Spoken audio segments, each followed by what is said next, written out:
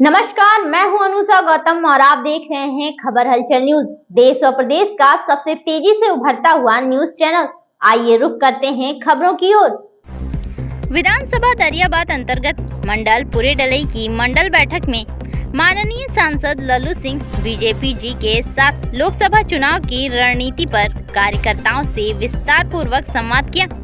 पुरेडलई मंडल के पदाधिकारियों, बूथ प्रमुख, शक्ति केंद्र संयोजक व प्रभारी मंडल के पदाधिकारी के साथ योजना बैठक कर माननीय प्रधानमंत्री श्री नरेंद्र मोदी को प्रचंड बहुमत से पुनः प्रधानमंत्री बनाने का आह्वान किया।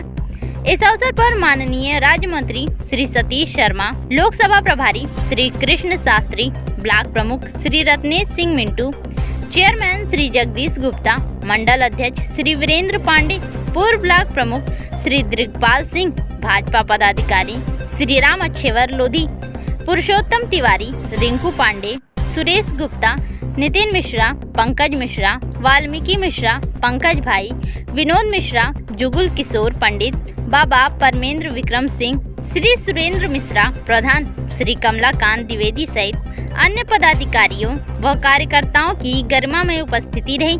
सांसद जी से बातचीत करने पर क्या कहा बीजेपी के समर्थक लोगों ने, आइए सुनते हैं एक छोटी सी रिपोर्ट जिला ब्यूरो चीफ रवि गुप्ता के साथ।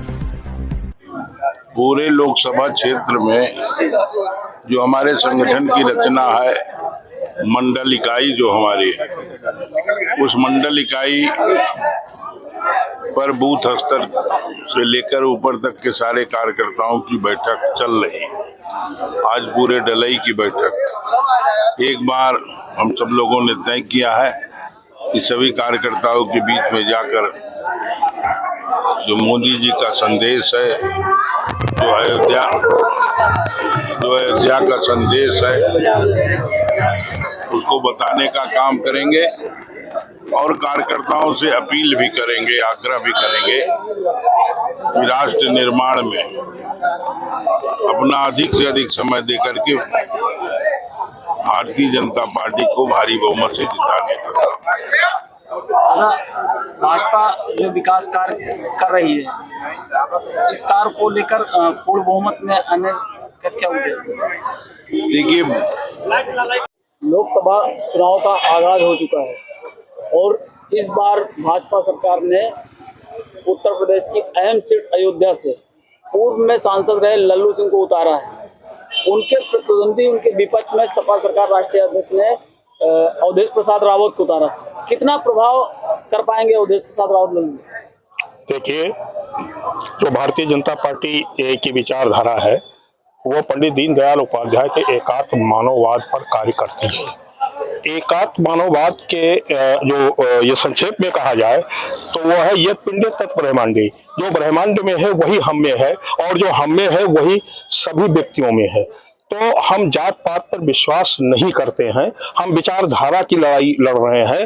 जो प्रबल राष्ट्रवाद की विचारधारा है, हिंदुत्व की विचारधारा है, सनातन की विचारधारा है, उस आधार पर भारतीय जनता पार्टी चुनाव लड़ करके और विगत में जो भी अंतर रहा है उस रिकॉर्ड को तोड़ते हुए भारी बहुमत से माननीय लल्लू सिंह जी को दरियाबाद की जनता और समस्त लोकसभा की जनता निर्वाचित करके दिल्ली लोकसभा भेजने वाली है। और जहां तक माननीय लल्लू सिंह जी का प्रश्न है, उनका केंद्रीय नेतृत्व ने अयोध्या जैसी लोकसभा के अनुकूल उनका चरित्र है। माननीय लल्लू सिंह राजनीति के प्रति आसक्ति नहीं है, वो राम भक्त हैं और एक तरह से कहा जाए तो अयोध्या की निर्वाचित भारत है। पर आप विकास कार्य पर वोट देंगे या नाम पर वोट करेंगे? दोनों चीजें हैं, विकास पर भी वोट दिया जाएगा और सबसे बड़ी चीज है विकास और राम मंदिर, दोनों मुद्दा। और माननीय मोदी जी हमारे देश के प्रधानमंत्री जो कि देश के लिए ही समर्पित हैं और देश के लिए ही वो निरंतर ईमानदारी पूर्वक कार्य कर रहे हैं। इस परिप्रेक्ष्य पर हम लोग मोदी सरकार को दोबारा लोकसभा सीट 54 जो है, अयोध्या सीट जो है पूरे उत्तर प्रदेश में जो है जी सबसे अहम सीट मानी गई है जी, और इस सीट पे पूर्व भाजपा में रहे लल्लू सिंह जो है इस बार दोबारा टिकट उनको मिला है और इस बार जो उनके प्रतिद्वंदी अवधेश प्रसाद रावत जी सामने से हैं। कितना प्रभाव डाल पाएंगे वो? देखिए, चुनाव होता है। चुनाव को हमेशा आसान नहीं कहा जाता है। जनता के बीच की लड़ाई होती है। जाहिर सी बात है, वो भी उन्होंने समाजवादी पार्टी के उम्मीदवार हैं, वो भी कुछ सोच करके ही चुनाव मैदान में उतरे होंगे।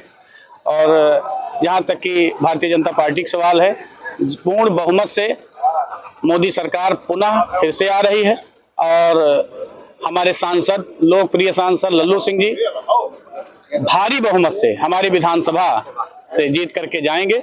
हम लोग ये कर्तव्यनिष्ठ से और ईमानदारी पूर्वक ये हम लोग सोच रहे हैं कि इनको फिर से जो है दोबारा विधानसभा दरियाबाद जिताया जाए।